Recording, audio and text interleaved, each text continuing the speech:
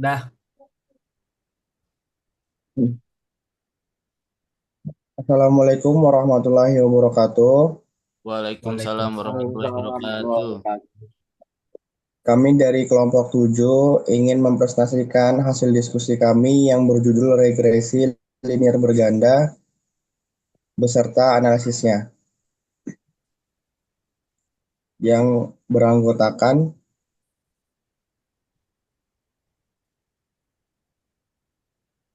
Faik Rafi Fahrudin, Galan Kalevi Abitama, Rifki Heruliksan, dan Muhammad Torik Al-Fatih.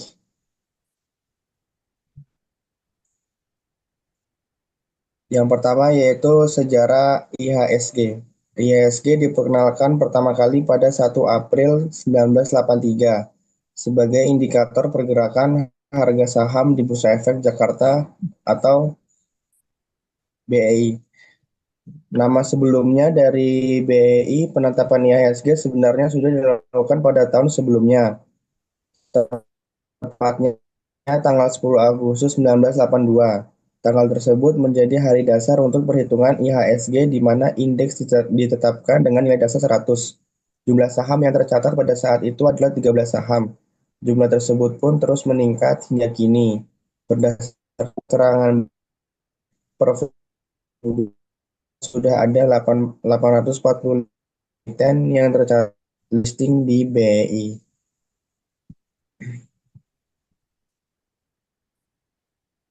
Sejarah LQ45. Setelah return dan risiko, aspek ketiga terpenting yang harus diperhatikan investor adalah likuiditas. Maka, otoritas bursa dimanapun sangat memperhatikan likuiditas.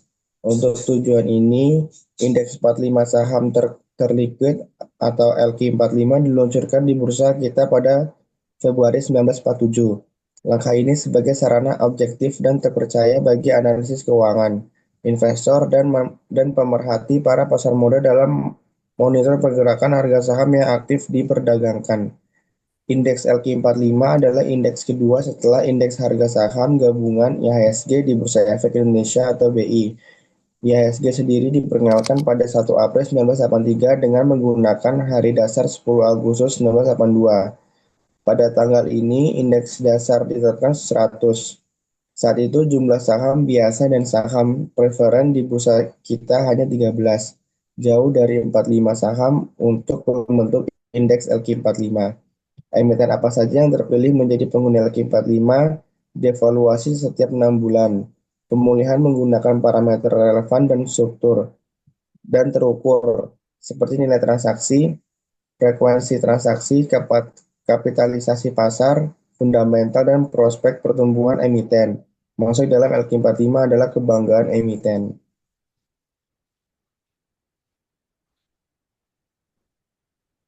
Selanjutnya, investor institusi, terutama manajer investasi menggunakan indeks ini sebagai acuan pembentukan portofolio mereka. Adanya saham yang masuk dan keluar dalam LQ45 membuat mereka harus melakukan rebalancing portofolio. Investor dan publik percaya ada penilaian objektif dan fair dalam penentuan saham-saham LQ45. Meskipun ukuran yang digunakan dan bobot masing-masing tidak pernah dibuka secara transparan. Sejatinya ini tidak begitu bermasalah jika emiten-emiten baru di LQ45 tidak ada yang aneh. Publik akan menerima sepenuhnya. Jarang investor, emiten, dan media massa meragukan objektivitas pemilihan penghuni LQ45 sampai terjadinya keputusan ajaib akhir bulan lalu. Masuknya PT MP sebagai penghuni baru LQ45 mulai Februari ini mengundang banyak pertanyaan walaupun bursa selalu mengatakan sudah memenuhi kriteria dan sesuai algoritma yang ada. Nilai transaksi harian emiten ini tidak begitu besar dan kapitalisasinya juga kecil, sangat jomplang dengan emiten-emiten yang digantikannya.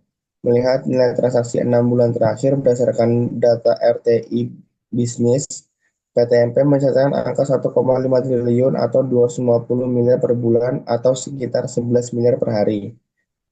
Bandingkan dengan TPIA yang dikeluarkan dari LQ45 dengan nilai transaksi 16,5 triliun atau 2,75 triliun per bulan atau 125 miliar per hari untuk periode yang sama. Dilihat dari kapitalisasi pasar juga timpang. PTMP hanya bernilai 704 miliar, sementara TPIA berkapitalisasi pasar 450 triliun, 640 kali lipat PTMP.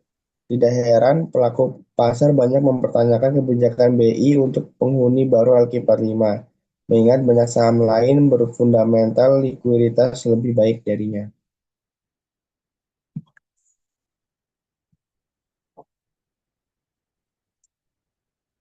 Selanjutnya, Di mata investor dan media massa, ini juga keputusan ajaib karena selama 3 tahun terakhir, rata-rata rasio payout dividen BRPT, IECB, IEBP, ICBP, dan INKP tidak ada yang lebih dari 25%. Sementara saham yang dikeluarkan mempunyai rasio payout jauh lebih tinggi yaitu BJBR dan BJTM 51%, BNGA 57%, BSSR 60%, Hexa 80%, HMSP 101%, dan MPMX 238%. Lebih membingungkan, TPIA dengan rasio payout minus juga masuk HIDIV 20. Dari yield dividen, ketujuh saham yang dikeluarkan memberi yield rata-rata 9,9% dari 6,2% hingga 13,4%. Bandingkan dengan yield dividen ICBP di angka 1,7%, ANKP 0,6%, BRPT 0,2%, dan TPIA 0,1%. Investor pantas bertanya, apa kriteria masuk HIDIV 20 yang diperkenalkan sejak 2018 ini? Mengapa saham dengan dividen rendah masuk, sementara yang royal dikeluarkan? Sudah waktunya BEI menjelaskan, bahkan membuat kriteria lengkap untuk masuk indeks LQ45 dan HIDIV 20. Selaku pasang menantikan dan berharap transparansi terkait dua indeks dari 40 lebih indeks yang ada di bursa saham. Sekedar penjelasan bahwa semua sudah berdasarkan algoritma baku, tidak memenuhi harapan para pelaku dasar. Soal ketidakwajaran kedua indeks tidak di atas, Kontan juga bersuara sama. Dua tajuknya dalam 2 minggu terakhir mengangkat ini dengan judul saham melibing sayur dan di luar Nurul.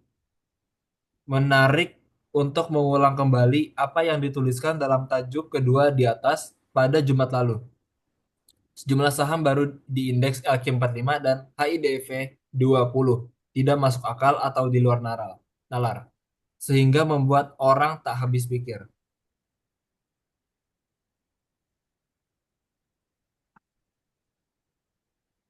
Kerisauan lain yang juga mencuat di banyak grup investor saham adalah tentang unusual market activity atau disingkat UMA dan suspensi. Investor retail kerap mempertanyakan mengapa untuk saham yang mengalami kenaikan harga turun, BI cepat memberikan kode khusus seperti UME hingga suspensi. Stempel ini jelas membawa sentimen negatif buat emiten bersangkutan dan disin, disinsentif bagi para pemegang sahamnya. Tidak bisa disalahkan jika investor memandang kebijakan BEI kurang kondusif jinak terhadap saham yang berkinerja buruk, yang sahamnya turun drastis tetapi galak terhadap saham yang naik.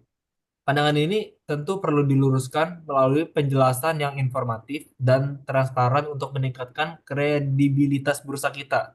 Bagaimanapun juga, transparansi dan pelindungan investor merupakan marwah dari BEI. Keterbukaan regulator dalam berdialog dengan publik dan para investor,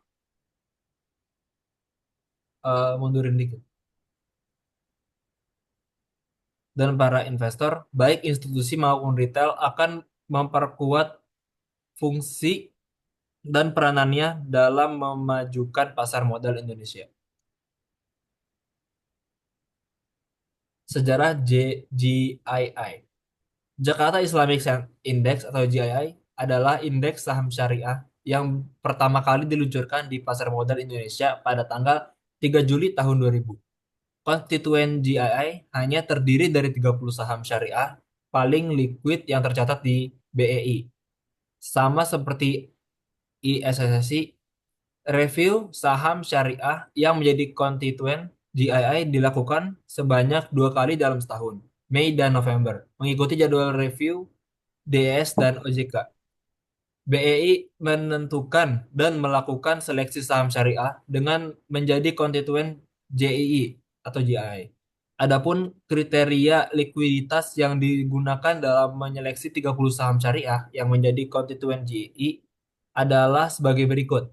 Saham syariah yang masuk dalam konstituen indeks saham syariah Indonesia atau ISSI telah tercatat selama 6 bulan terakhir. Kedua, dipilih 60 saham berdasarkan urutan rata-rata kapitalisasi pasar tertinggi selama setahun terakhir. Tiga, dari 60 saham tersebut, kemudian dipilih 30 saham berdasarkan rata-rata nilai transaksi harian di pasar regulasi tinggi. Yang keempat, 30 saham yang tersisa merupakan saham terpilih.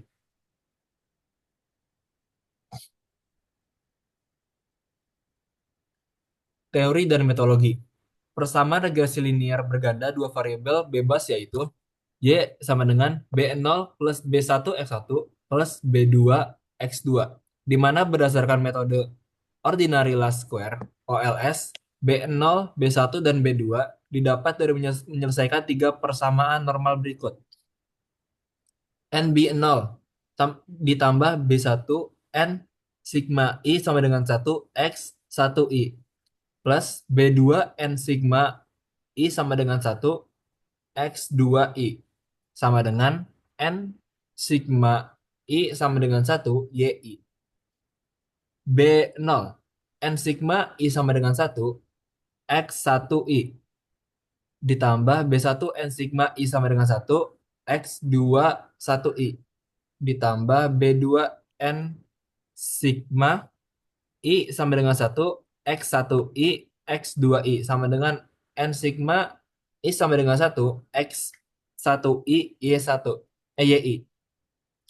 B0 N sigma I sama dengan 1 X 2 I ditambah B1 N sigma I sama dengan 1 X 1 I X 2 I ditambah B2 N sigma I sama dengan 1 X 2 2 I sama dengan N sigma I sama dengan 1 X 2 I YI. Penyelesaian persamaan normal di atas dapat menggunakan cara substitusi, eliminasi, atau inverse matrix. Ilustrasi penyelesaian cara substitusi dan inverse matrix dapat disaksikan pada link video YouTube yang tertulis di bab ini. Penyelesaian persamaan normal di atas dapat menggunakan cara substitusi, eliminasi, atau inverse matrix. Ilustrasi penyelesaian cara substitusi dan inverse matrix dapat disaksikan pada link video YouTube. Oke, dalam penggunaan matriks inverse matrix, persamaan 5 ditulis dalam bentuk matriks berikut. N sigma I sama dengan 1 X 1 I. N sigma I sama dengan 1 X 2 I. N sigma I sama dengan 1 X 1 I. N sigma I sama dengan 1 X 2 1 I. Ya mungkin bisa dilihat sendiri.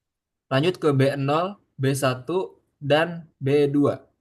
B0 sama dengan N sigma I sama dengan 1 YI. B1 N sigma I sama dengan 1 X1 I yes I.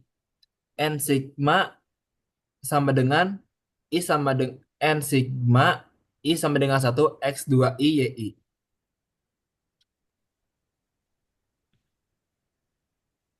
Baik, selanjutnya maka B0, B1, dan juga B2 didapat dengan mengalihkan inverse matriks utama di ruas kiri 6 terhadap matriks jawaban di ruas kanan 6 seperti berikut.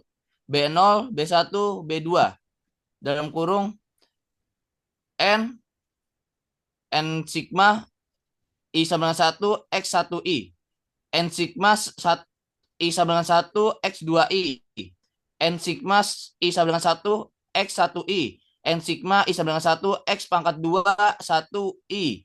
N sigma I sama dengan 1 X1I X2I N sigma I sama dengan 1 X2I N sigma I sama dengan 1 X1I X2I N sigma I sama dengan 1 X pangkat 2 2I tutup kurung pangkat minus 1 dalam kurung lagi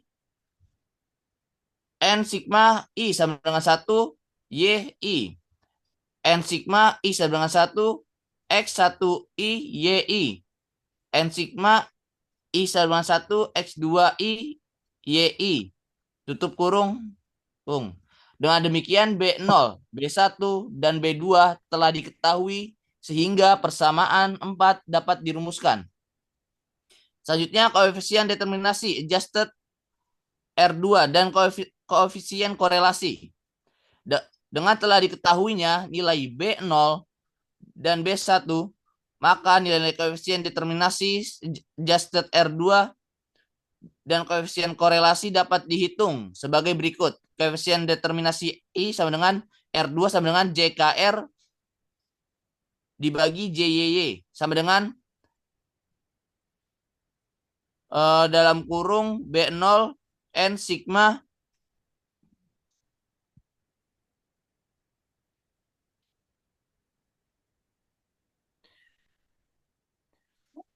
N sigma I sama dengan 1 YI tambah B N sigma I sama dengan 1 X1 I YI dikurang dalam kurung N sigma I sama dengan 1 YI tutup kurung pangkat 2 per N tutup kurung dibagi N sigma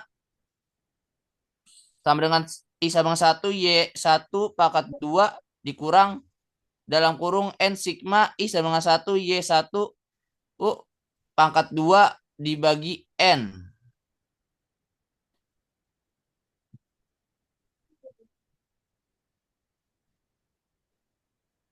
Dan adjusted R2 sama dengan 1 dikurang dalam kurung 1 dikurang R2 tutup kurung. Buka kurung N kurang 1 tutup kurung dibagi N dikurang 1 dikurang 1. Serta koefisiensi korelasi sama dengan R sama dengan akar 2 R pangkat 2. Koefisiensi determinasi R pangkat 2 menyatakan persentase besar pengaruh variabel X terhadap Y untuk variabel bebas hingga 2. Sedangkan adjusted R2 menyatakan persentase besar pengaruh variabel X terhadap Y untuk variabel bebas lebih dari 2.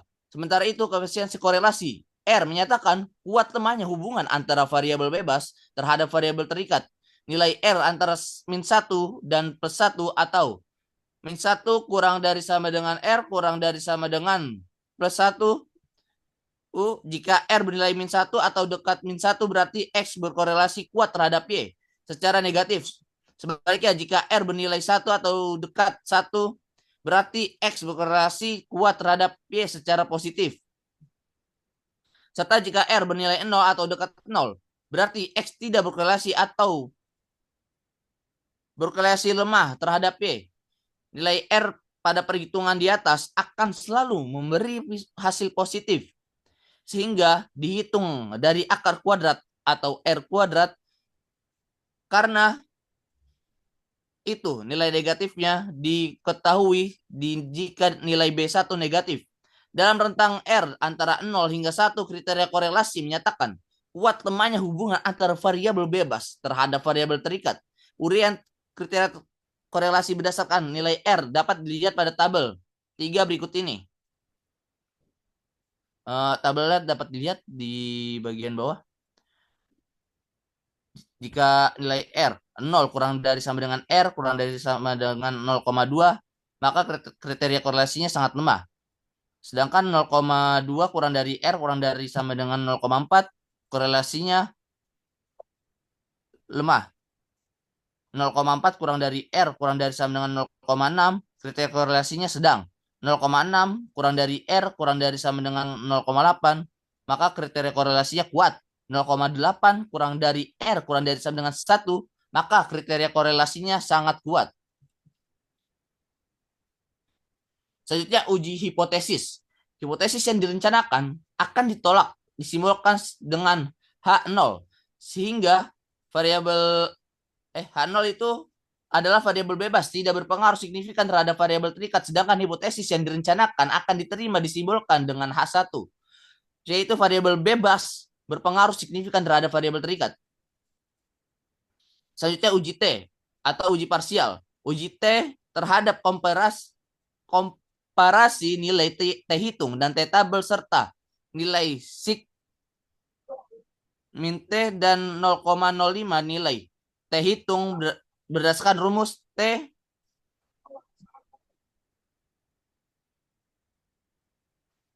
TJ sama dengan BJ bagi S akar CJJ.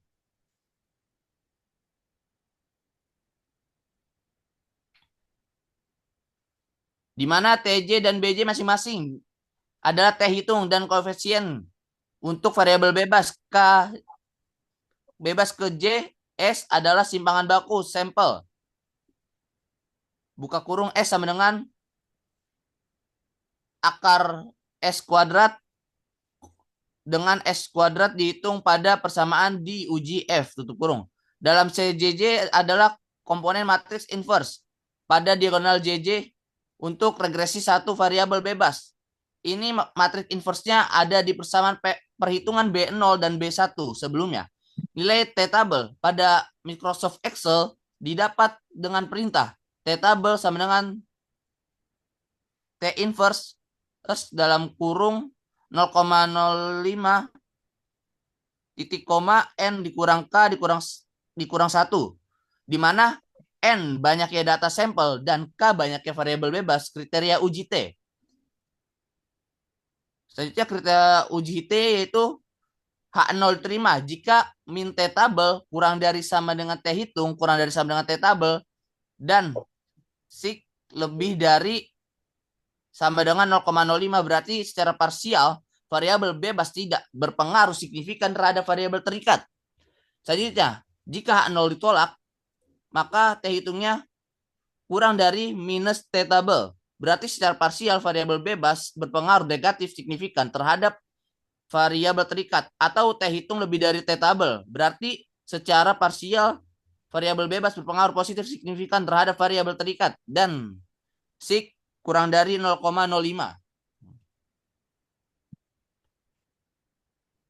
Selanjutnya, uji F atau uji simultan. Kriteria uji F berdasarkan komparasi nilai F hitung dan F tabel serta nilai sig F dan 0,05.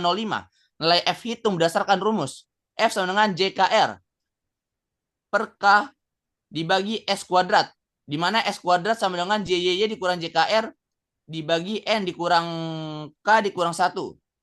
Nilai F tabel diantaranya didapat menggunakan Microsoft Excel dengan perintah F tabel sama dengan F inverse dalam kurung 0,05 titik koma K titik koma N dikurang K dikurang 1.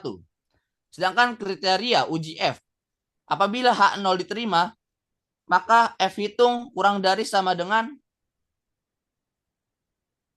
F tabel dan sig lebih dari sama dengan 0,05 berarti secara simultan variabel bebas tidak berpengaruh signifikan terhadap variabel terikat. Sedangkan H0 ditolak bila F hitung lebih dari F tabel dan sig kurang dari 0,05 berarti simultan variabel bebas berpengaruh signifikan terhadap variabel terikat. Baik, selanjutnya akan disampaikan oleh saudara saya Faik. Waktu dan tempat saya persilakan. Sebentar, selanjutnya itu perhitungan. Perhitungan grafiknya yaitu sebagai berikut.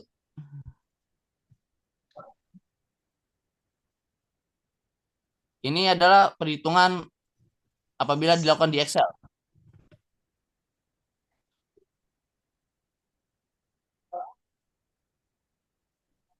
Dan ini adalah grafiknya. Grafik ISG versus JII yaitu Y-nya sama dengan 0,0522X plus 398,17. Sedangkan 0,49X dan 261,19.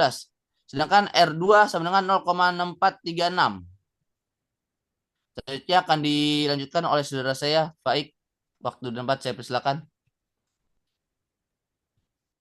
Baik, ini ada grafik fluktuasi YI, yaitu Y sama dengan 0,0301 X min 600,97. Kemudian di sampingnya ada fluktuasi Kelvin 45, yakni Y sama dengan 0,92 X min 4609,7. Kemudian ada fluktuasi IHSG, yakni Y sama dengan 1,1359 X min 43.070. Mungkin bisa next slide.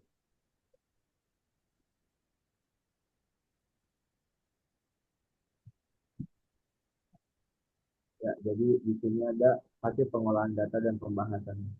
Jadi ini pengolahan data dan pembahasan dari data dan grafik yang telah kami sajikan tadi. Dan ini hasil analisis.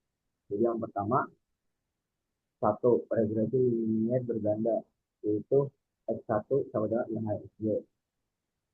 Terus X2 sama dengan X55, terus Y sama dengan DII.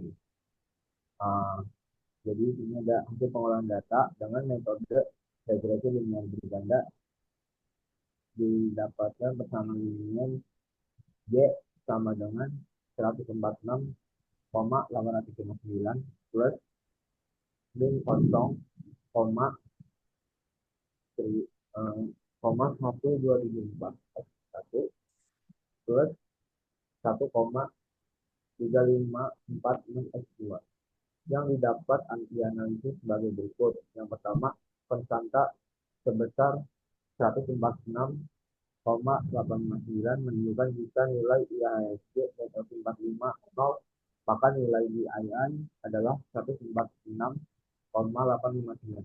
Kemudian kedua, nilai koefisien X1 sebesar min 0,1274 menunjukkan jika IHSG menurun 1 poin, maka DII akan berkurang sebesar min minus 0,1274 poin antara IHSG dan DII berbanding kembali. Kemudian ketiga, ada nilai koefisien X2 sebesar 1,3546 menunjukkan jika X55 meningkat 1 poin, maka DII akan bertambah sebesar 1,3546 poin antara L55 dan DII berbanding lurus. Next slide. Kemudian sini ada kedua, koefisien korelasi dan koefisien determinasi. Koefisien korelasi R sama dengan 0,9105. Korelasi antara IHSG dan L45 secara simultan terhadap DII berada pada kriteria sangat kuat. Koefisien determinasi R2 sama dengan 0,8291. Persentase pengaruh IHSG dan L45 secara simultan terhadap DII sebesar 82,91%, yang berarti 17,19%-nya dipengaruhi oleh variabel yang lain. Next slide. Kemudian yang ketiga ada hasil penelitian hipotesis. Berdasarkan uji T didapat T hitung 1 itu min 7,43938,835 dan di tabelnya min 2,00758377. Maka min 7,43938,835 itu lebih kecil daripada min 2,00758377. Maka secara parsial IHSG berpengaruh negatif signifikan terhadap DII, atau secara parsial H01 ditolak dan H11 diterima. Sementara itu didapat T hitung 2 yaitu 10,88756901 dan T tabelnya tuh 2,00758377. Maka 10,8875 6901 itu lebih besar dibanding 2,00735837. Maka secara parsial LQ45 berpengaruh positif signifikan terhadap BII atau H02 ditolak dan H12 diterima.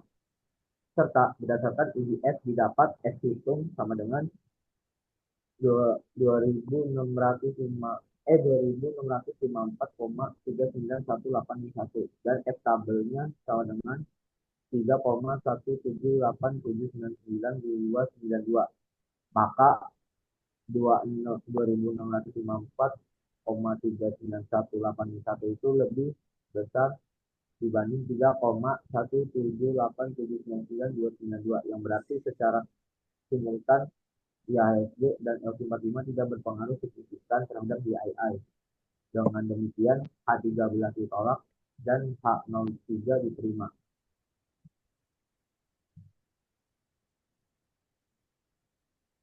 Sekian, terima kasih dari kelompok kami di kelompok 7. Mohon maaf apabila ada kesalahan atau kekeliruan dalam presentasi maupun analisanya. Dicari. Wassalamualaikum warahmatullahi wabarakatuh. Waalaikumsalam warahmatullahi wabarakatuh.